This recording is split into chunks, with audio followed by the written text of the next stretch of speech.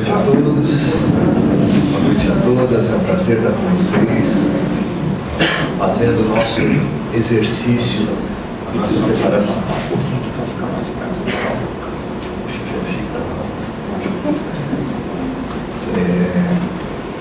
Muito bom estar fazendo esse momento para preparar a semana, para a gente poder começar com o pé direito. E é muito bom começar com o pé direito com vocês.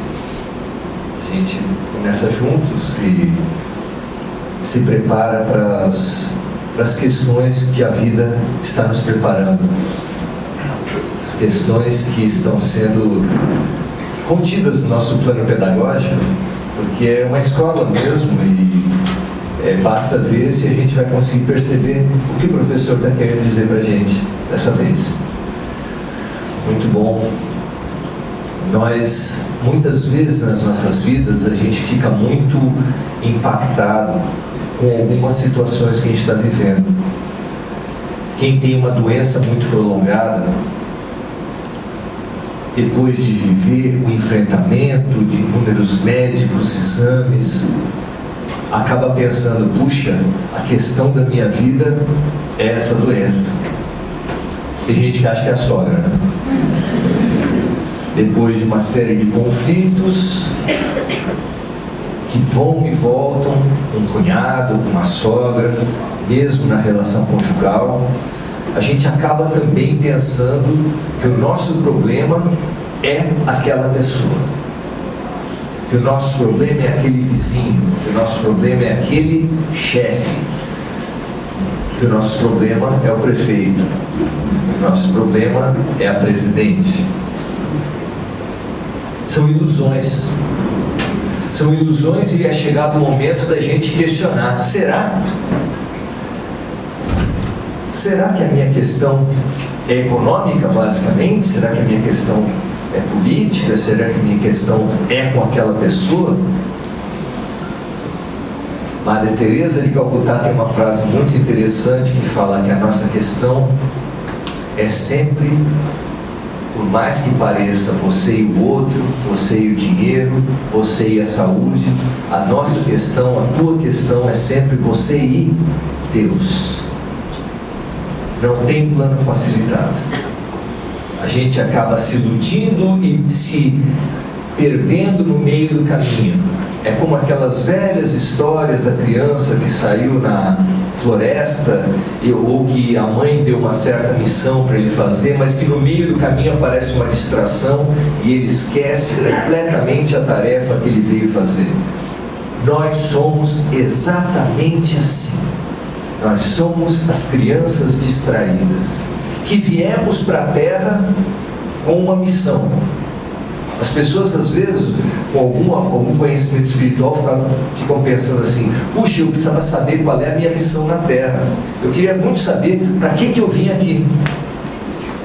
Você efetivamente pode ter questões pontuais suas que precisam ser limpadas, sim, como através de uma doença, porque a doença física é a manifestação de uma doença espiritual, sim, através de uma pessoa, porque aquela relação já pode estar sendo carreada há muitas vidas, e você finalmente pode estar com maturidade para falar assim: chega, não quero mais me prender e prender uma outra pessoa nesse círculo de ódio, de mesquinharia e de vingança. É chegado o momento da maturidade e, portanto, o momento do perdão, o momento do arrependimento, o momento da libertação dos escravos. Os romances espíritas contam muitas relações que as pessoas vivem carregando nessa relação de ódio e de vinganças mútuas, às vezes por séculos. A gente fala de ficar preso por 10, 30 anos, não é? Tem espíritos que estão presos há séculos num círculo de ódio. Mas por mais que nós tenhamos essas questões de saúde, as questões de relações que vêm se carregando, de vícios mentais ou vícios físicos que a gente vem alimentando, Os relatos espirituais falam de espíritos que estão se suicidando há mais de 20 encarnações sucessivas. É muito sério. Os clichês mentais, os hábitos mentais que nós alimentamos são as nossas verdadeiras algemas. A gente se acostuma com isso. É como alcoólatra. Oh, bebeu hoje? Bebi, meu time perdeu. Aí no outro final de semana, bebeu de novo, rapaz? Bebi, meu time ganhou. Aí no outro, bebeu de novo? Essa vez o empatou. Quer dizer, os nossos clichês mentais, as nossas verdadeiras prisões, não estão num dirigente político, numa pessoa da família, numa doença que você tem dificuldade de obter a cura. Os nossos verdadeiras questões estão nos nossos próprios hábitos.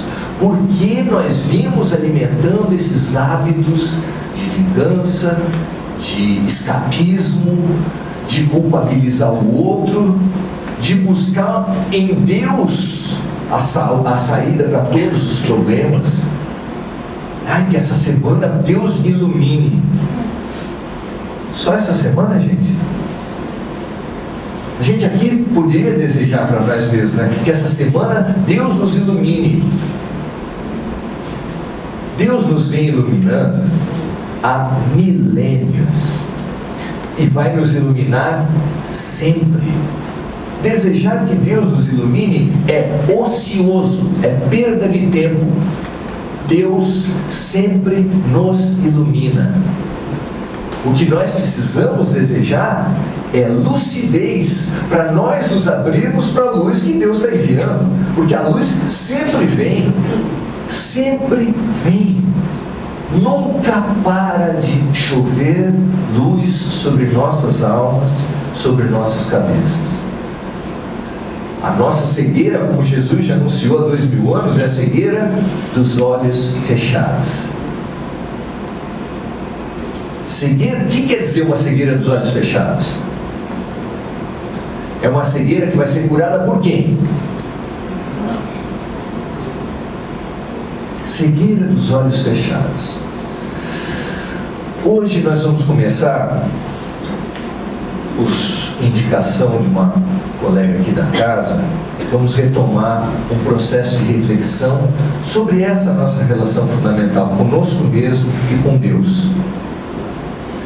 Fazer uma reflexão por algumas semanas seguidas sobre o Pai Nosso.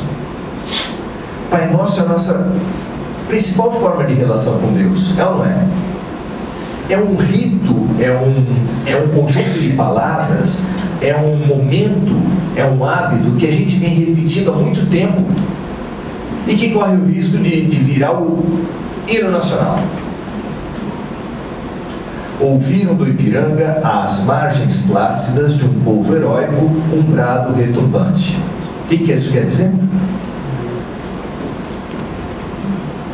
A gente vem repetindo isso há quanto tempo? Na escola repetia às vezes todo dia. A gente canta no nacional e repete esses mesmos versos há muito tempo, e alguém sabe o que quer dizer? Difícil, né? Se a gente tiver essa mesma convivência que a gente tem com o nacional com o Pai Nosso, o que vai acontecer? Nada. A chave que era para abrir nossas vidas, o mecanismo que era para promover uma alteração vibracional do nosso dia, ele vai estar perdido, ele não vai servir para nada. E é tão importante a gente ter uma chave para alterar o nosso padrão vibracional. A gente mesmo fala que pau que nasce torto morre torto, que dia que começa ruim acaba pior, que a gente, quando tem uma má noite de sono, a gente acorda sem dar bom dia, de cara feia para as pessoas. Quem dá cara feia para as pessoas recebe o quê? Cara feia. E saindo de casa com cara feia porque as coisas deram errado, você vai para o trânsito e vai ficar tudo bacana, porque o trânsito é um momento de harmonização da gente, não é? Vai nada. Você vai aumentando os seus conflitos, vai aumentando a sua carga, chega no trabalho, nossa, pronto para pegar alguém ou para alguém pegar você. Pronto. É só falar alguma coisa que a coisa explode. Eu sei que isso não acontece com vocês, mas é só uma suposição, né? O que pode fazer com que, ao invés do quanto pior, pior, do dia que começa pior, acaba pior, da semana que começa, da encarnação que começa mal, acaba mal, o que pode fazer parar isso? Se um fato ruim joga a nossa vibração para baixo, e a nossa vibração para baixo atrai o quê? Forças ruins. E forças ruins vão fazer com que o nosso dia aconteça cada vez pior. E aí, quem liberta? Como transformar isso? Nós precisamos ter consciência que nós estamos numa faixa de vibração ruim e falar: para. Como é que a gente fala para alterar o nosso padrão vibracional? Com uma oração. Qualquer mecanismo que consiga fazer você alterar o teu padrão vibracional funciona como uma oração. As pessoas ficam discutindo se a oração mais forte é o Padre Nosso ou Ave Maria, ou a oração de Cáritas, ou o que é. A oração boa é aquela que muda o teu padrão vibracional. Você percebe que saiu de casa mal, ou que acordou mal, teve uma má noite de sono e fala assim: minha família não tem nada com isso. É injusto eu despejar neles as minhas dificuldades dessa noite. E assim da família para o trânsito, e assim do trânsito para o trabalho. Quem se percebe mal consegue alterar para o bem. Quem não se percebe vai para o cada vez pior. Nós estamos precisando mudar, aprender a mudar o nosso padrão vibracional. E isso é com oração. A oração de um vai ser caminhar na praia com água até o joelho. A oração de outro vai ser abraçar uma árvore. A oração do outro vai ser cantar uma música que o inspira positivamente. Cada um vai ter uma oração, mas nós precisamos saber mudar. Se você não muda, quem está no comando da tua vida? Discípulos de Zeca Pagodinho, vamos todos vivendo, deixa a vida me levar, vida leva eu. E como a vida está num certo padrão, digamos assim, péssimo, a vida está num padrão vibracional péssimo. Os ódios, os rancores, os conflitos, eles estão vibrando não só na política, mas em todos os lugares.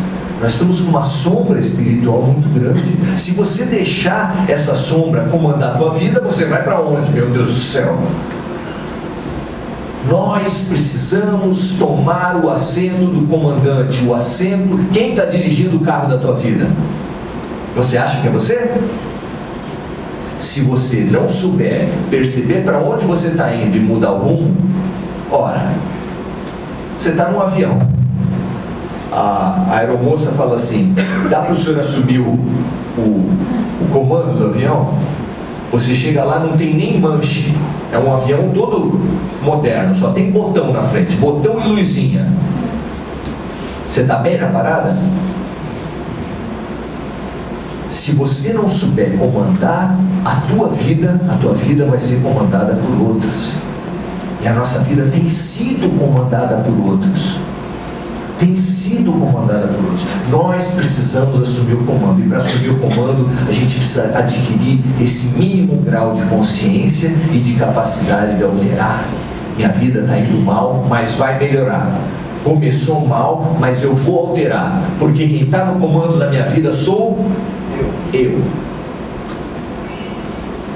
Realmente nós somos uma humanidade de um padrão complicado. O que sobrou no final da transição planetária são pessoas que realmente não aprendemos. E aí sobrou. Lembra da quarta série E? No meu tempo, a quarta série A reunia os melhores. A quarta série B tinha o pessoal bom. Na C, nós somos a quarta série E. Essa é a má notícia para a gente. Mas a boa notícia é que a prova ainda vai acontecer. O momento ainda de passar de ano ainda existe. Nós estamos vivos. E como Deus não erra em nada no planejamento reencarnatório, todo mundo que está vivo só está vivo por um motivo. Tem jeito ainda. Ah, mesmo para os assassinos, mesmo para o pessoal do PCC, tem jeito. Quem está vivo é porque tem jeito. Nenhuma vaga da escola de Deus é ocupada à toa. Nenhuma. Então essa é a boa notícia. Mas vai a gente usar bem a nossa vaga. Então, pensar sobre a nossa relação, como tem sido a nossa relação com Deus, é fundamental. Historicamente, o ser humano se deixou levar por um sentimento com relação a Deus, que é o sentimento do interesse e o sentimento do medo. São dois princípios que têm levado a gente a se relacionar com Deus. Do interesse, a gente é mais interesseiro com Deus do que nas relações humanas. Como é que você contrata um pedreiro na sua casa? Você estabelece qual é o serviço, estabelece qual é o pagamento, e você dá metade para ele começar o serviço, não é? É básico isso. Com Deus não, você só paga no final. Você negocia, estabelece o preço, faz uma promessa, fala que se ele fizer isso, você vai fazer aquilo, mas com Deus, você só paga no final. Você tem menos confiança em Deus do que tem no pedreiro. A gente se relaciona por interesse com Deus há muito tempo. Os registros da ciência mostram que as primeiras relações da humanidade com Deus eram interesseiras. Era a festa do plantio e a festa da colheita, que todas as civilizações faziam. Por que eles faziam essas festas?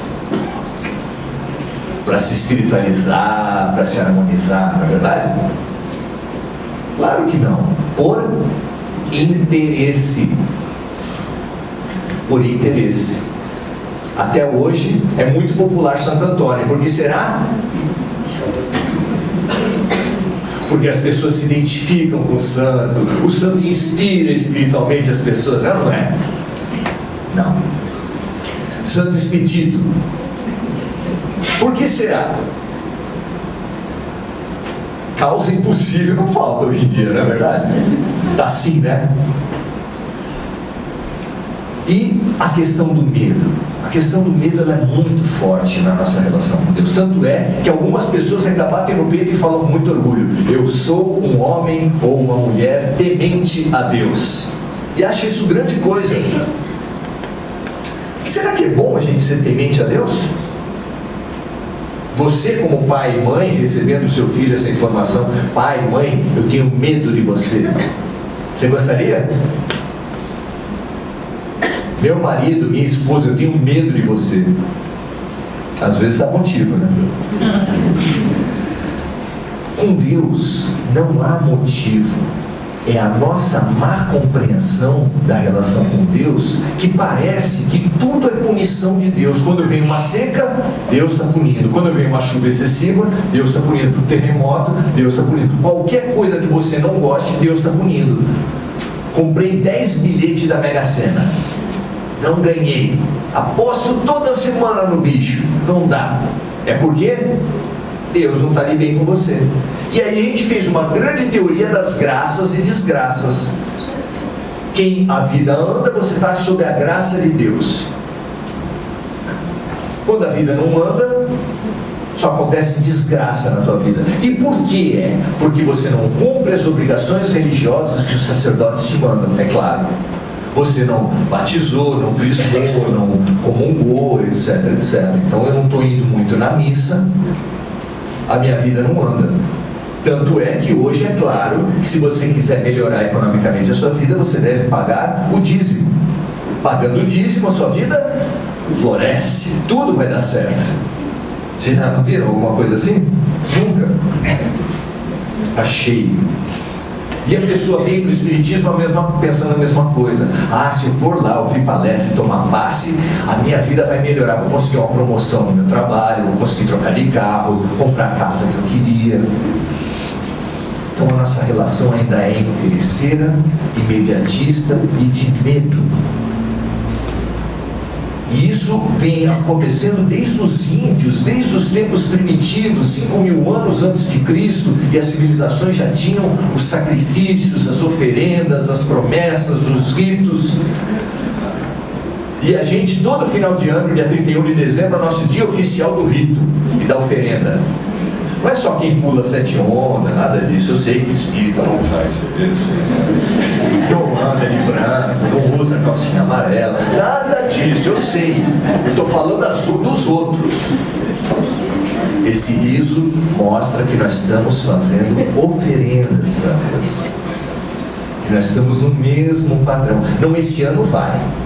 Dia 1º de janeiro vai ser o dia de eu começar minha dieta, de eu parar de fumar, de eu parar de brigar com fulano, com ciclano. Tudo a gente arruma para mudar para diante. Se Deus fizer isso, eu vou fazer aquilo, e você vai caminhando nas ilusões. Pois há 2.000 anos, um grande terremoto, uma grande transformação foi nos oferecida na nossa relação com Deus. Ao invés de nos relacionar com Deus baseados no temor e no interesse, Jesus foi o primeiro a chamar Deus de Pai.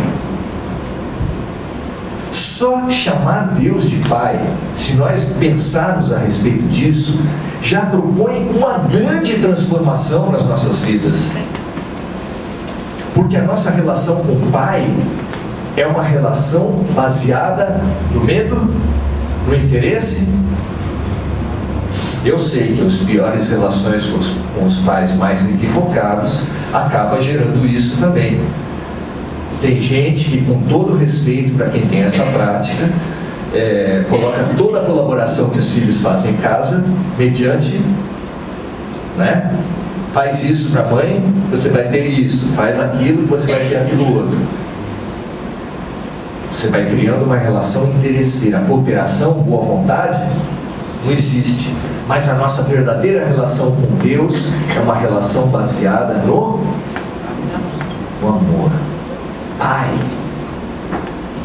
E lá no Velho Testamento, lá nas nossas práticas da antiguidade e nas nossas práticas de hoje em dia, o interesse faz com que a gente pense no meu Deus, no meu santo e no seu santo. Quando você está jogando carta e perde gol, você fala, o seu santo está mais forte que o meu.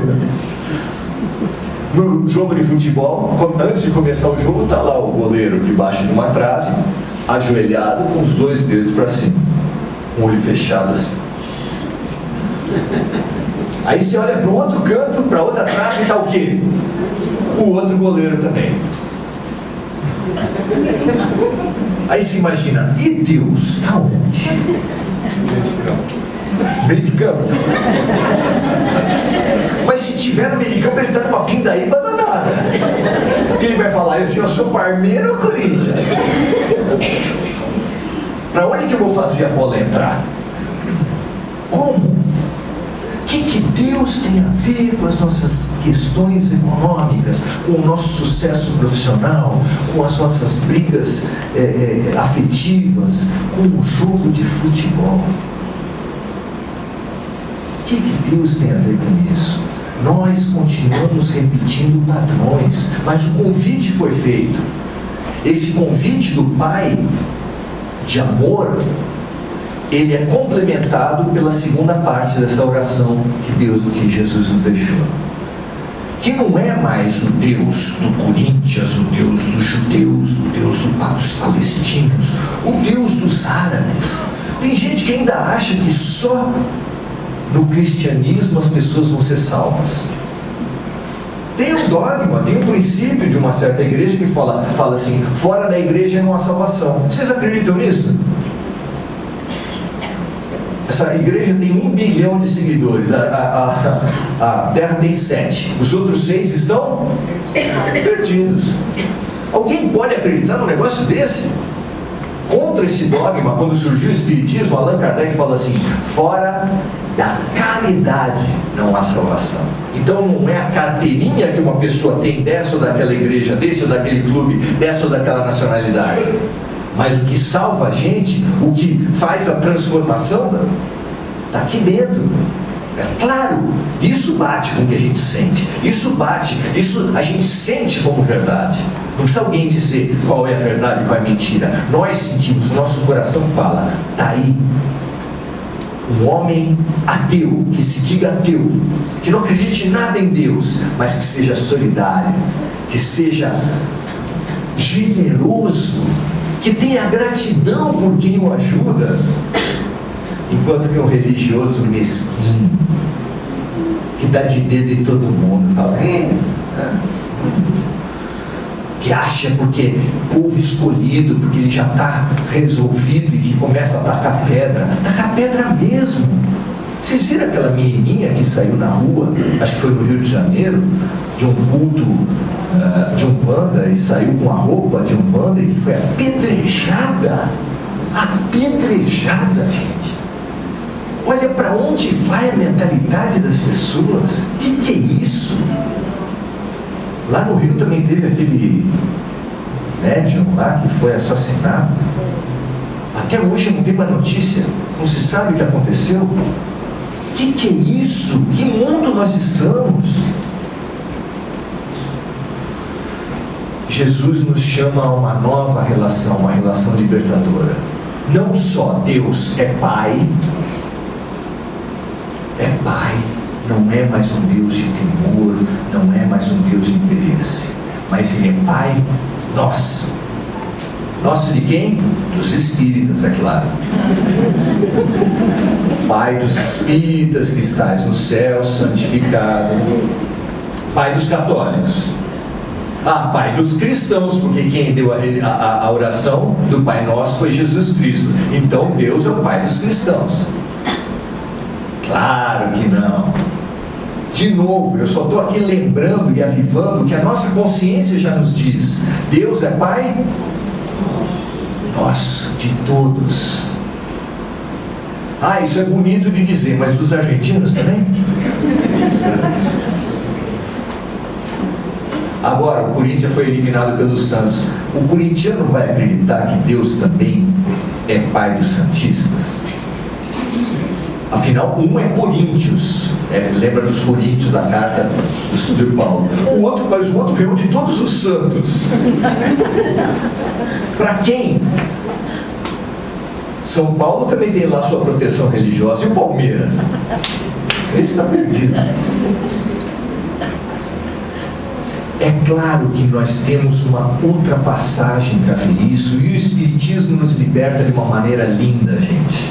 O Espiritismo nos liberta de uma maneira linda, porque a probabilidade é que nós estejamos na Terra desde o início do Homo sapiens sapiens, que a ciência coloca como 40 mil anos. Em 40 mil anos, quantas vidas, quantas encarnações na Terra você já deve ter tido? Quantos nomes? Sabe aquela do Raul Seixas, eu nasci há 10 mil anos atrás? Multiplica por 4.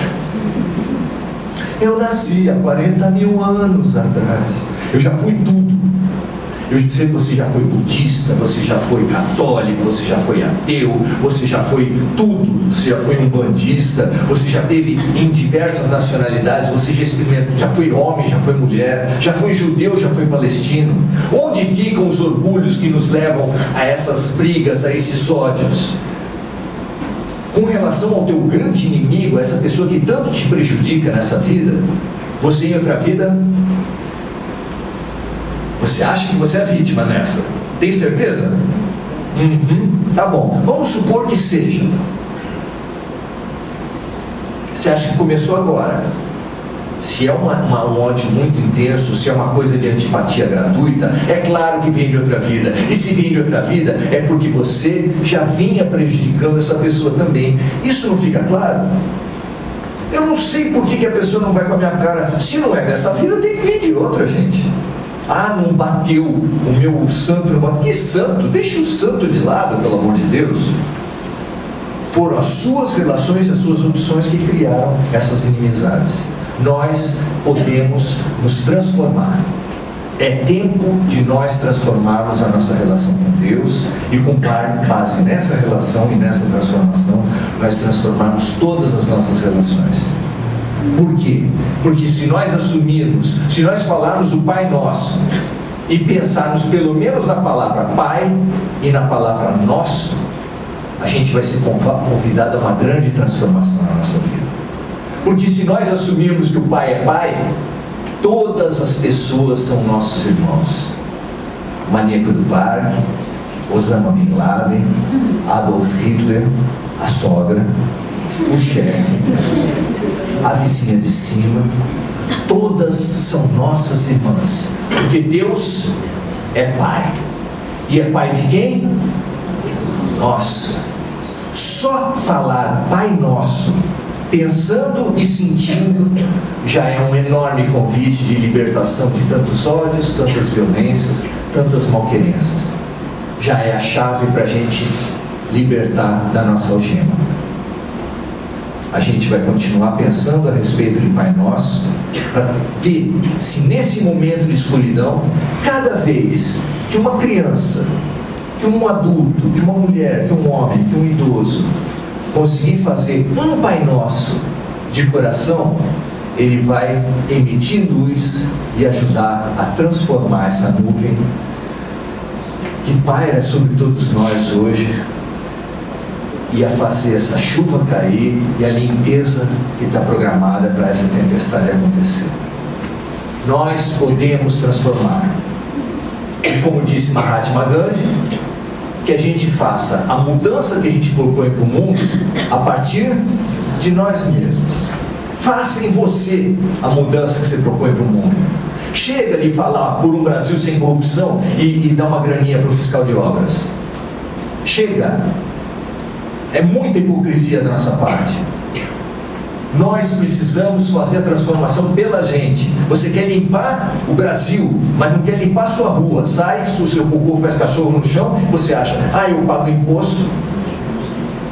Quando é que nós vamos assumir a maturidade? A maturidade cívica, a maturidade cidadã e a maturidade espiritual.